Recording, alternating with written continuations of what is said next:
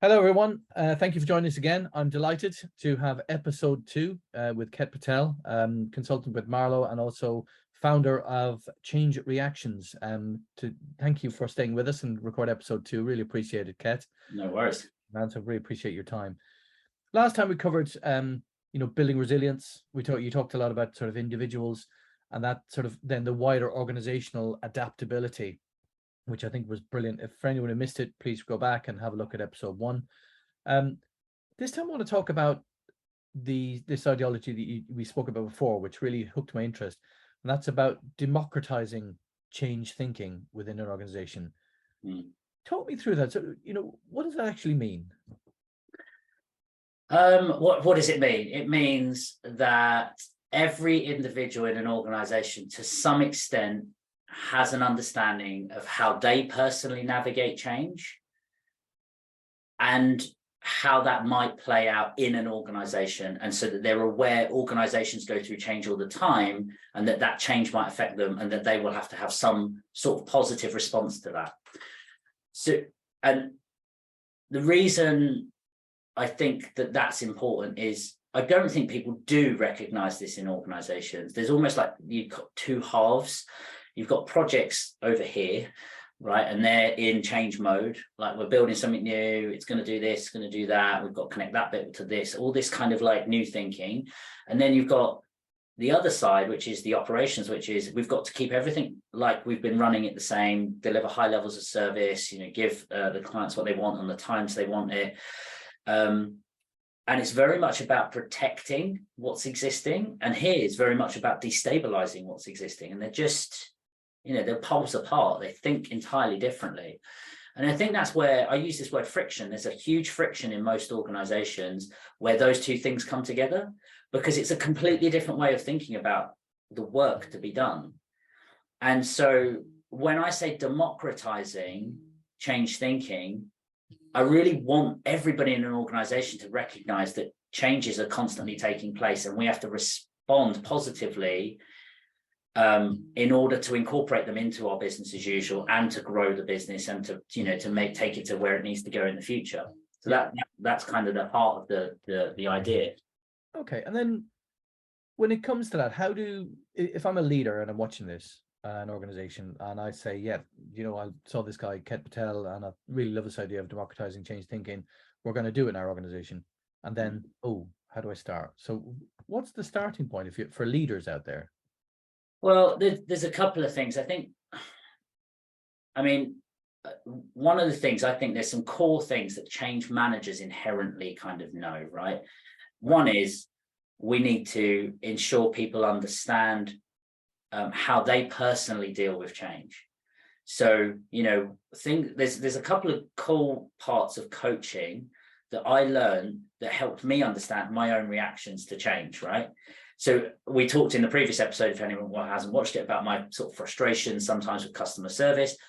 I recognize that I have an expectation that when things should be simple, that's what they should be. Like, my expectation is what I imagine to be simple should be simple. And so knowing that, it kind of allows me to understand how I react to these things when they're not simple. And I have to go with that extra kind of focus. And if you sort of now extrapolate that to every person in your organization, they have to kind of understand what makes them tick. And you get that from a level of understanding kind of the practice of coaching. So something I'm working on at the moment is figuring out how to take the best of coaching and the best of change management and actually put them into some sort of accessible content, right, to help start to give people the tools for themselves to understand what makes them tick, what drives their action, and then how they can use that to their advantage to kind of navigate change. Yeah. And so for me, any organization asking to people, what makes you tick, how do you work, what do you like, what most managers should be doing through, that kind of appraisal, alignment to goals, it's a really good insight as to understanding how change ready they are. And again, we talked about in the last episode sort of organizational adaptability, where if you know how change ready an individual is, one, you can look at how you might bring it up, right? And two, you might know how they'll react to change and how that will coordinate across your organization when you've got a big change to kind of navigate.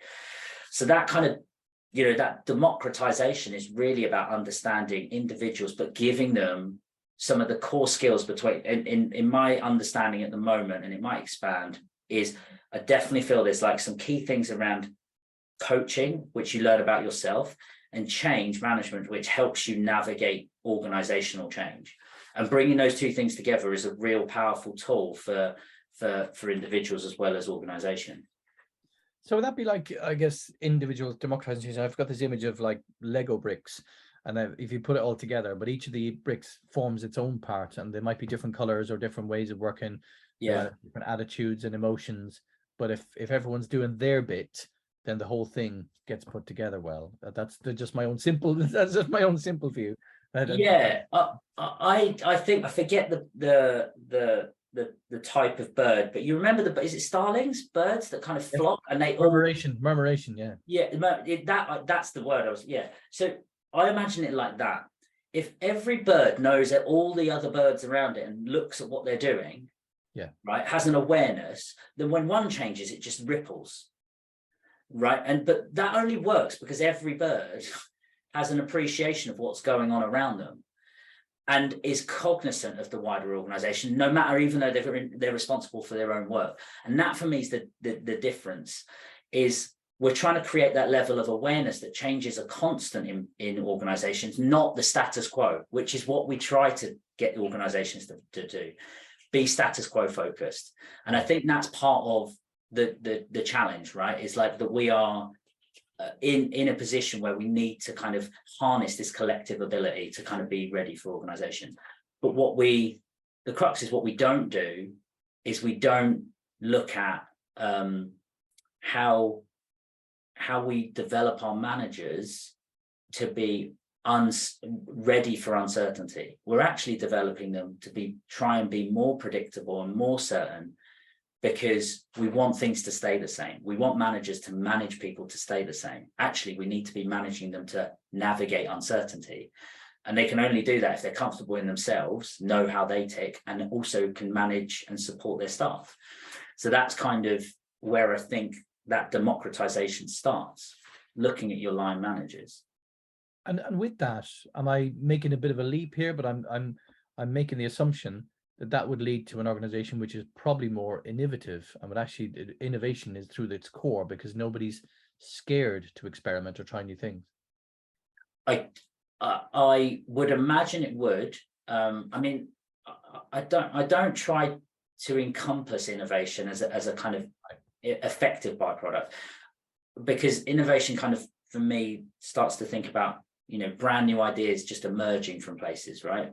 Whereas what I do think is going to be a positive of democratizing change within your line managers is when a new idea comes and it's wanting to be executed, it's much more seamless than it is today.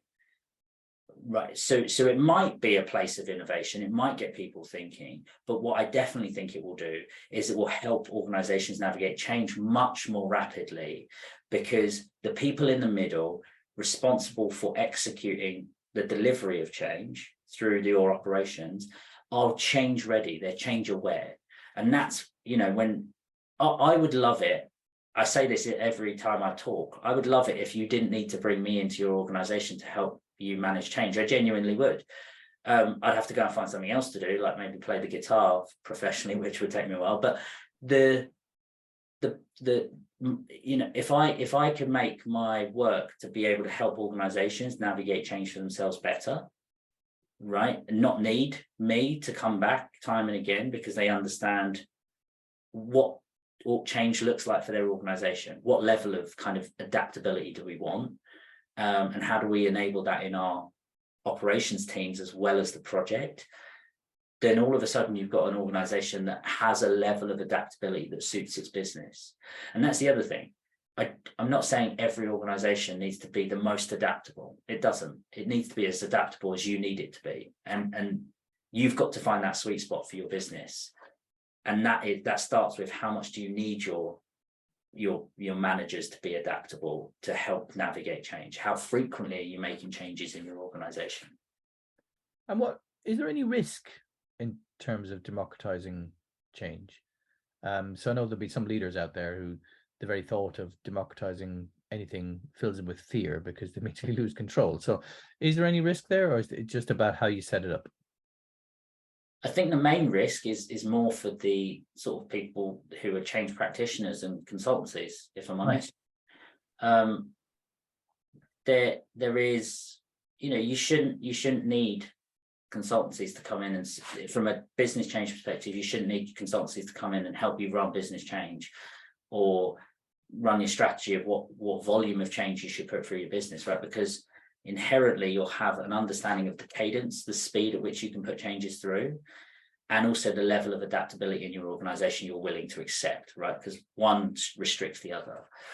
So I think I can't see, I mean, I'm not a business owner in the kind of context of like, having to have hundreds and thousands of employees and those sorts of things. So I can't see a downside, but then I'm not worried about giving other people power. So I'd ask the question, what's the risk to them? What would they lose out on, and why is that? Why does that bother them? What do they get out of having that level of autonomy over someone? And then if we look to the other side, the nirvana of, democratized change, what does an organization look like when it's completely democratized change?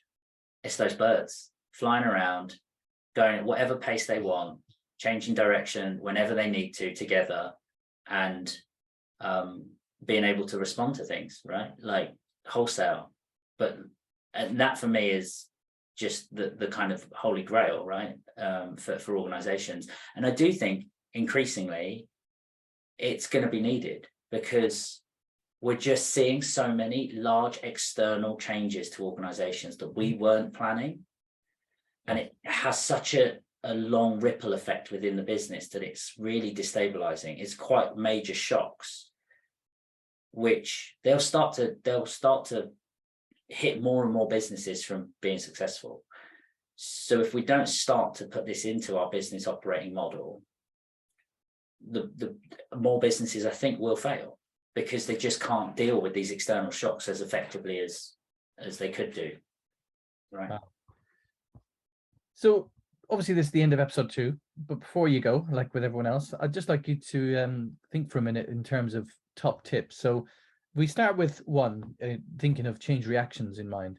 So for somebody who's about to embark or wants to embark or wants to explore, other than to seek you guys out at Change Reactions, what's your top tip of somebody going into the world of change as a change manager? Don't get hung up on models and theory and feeling like you should know what needs to be done because other people around you are more experienced. Forget all of that. Look at what people need. Are people able to understand what the change is about? And do they have what they need to make that change happen? If they don't, take any action that reduces that friction for them. Forget models. That is whenever I was first working in projects, I didn't do a stakeholder analysis. I didn't go off and I was like, okay, who are the people? I didn't know it was called a stakeholder analysis. Oh, who are the people impacted? What are they saying about it? Okay, cool. What can we do to address some of their concerns? Very conversational. And that's what most of it that interested me in the first place was. It was having conversations with people and listening to what they weren't getting and saying, well, what can we do to enable them to get it, to make them feel happier that they will maybe consider accepting the change?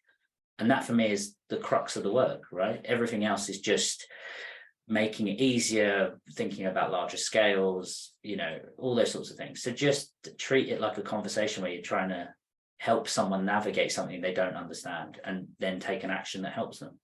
Brilliant. And then if there's leaders out there, so feeling stagnated and think, we've had a couple of change initiatives which have failed. What should they look at? What's the first thing to look at? It's an interesting one, failure, because there's been a lot of talk. I think I don't think we ever really fail unless we stop a project. That may be a failure. I think whenever we start a project and we have an idea of what it would look like and it doesn't meet up to our expectation at the end, we failed to manage our expectations throughout. Yeah, so we didn't fail, we just didn't do what we originally thought we'd do at the beginning. Projects are fraught with uncertainty. We don't know what the path is going to be. So I think don't beat yourself up if you feel like it's failed. That's number one, right? Like it probably didn't fail, it just didn't meet the expectations you set out at the beginning, and that's okay. But I do think the second thing is look at where it could have improved. So going back to that kind of reflective practice, what could we have done different? What could you have done differently? What could others have done differently? And actually, as opposed to kind of just going, we could have done those things differently, just take a couple of them and implement them the next time round, right? Again, thinking just simply, we haven't got all the time in the world to kind of go and redesign the way we deliver projects. Look at what had the most impact, as in not meeting your expectation, and look at what you could do differently next time and actually do something about it, right? Because I think there's a lot of, well, we could, lessons learned is a classic example. We do them, not much learning goes on with them. Got it. No, that's brilliant. And look, Ket, I really appreciate the time you've given us.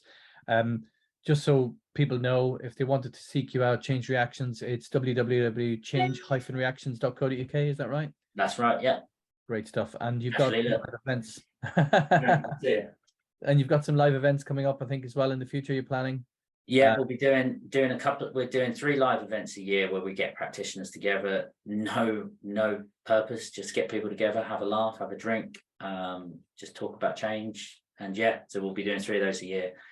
Brilliant. But we're around. That'll be creating an awesome community, and we look forward to seeing it grow and supporting you through it. So once again, thank you so much for your time over these 2 episodes, and I hope we get to record some more in the very near future. Bro, thanks, Phil. Really appreciate you inviting me on, and yeah, thanks a lot. Speak soon. Bye. Yeah.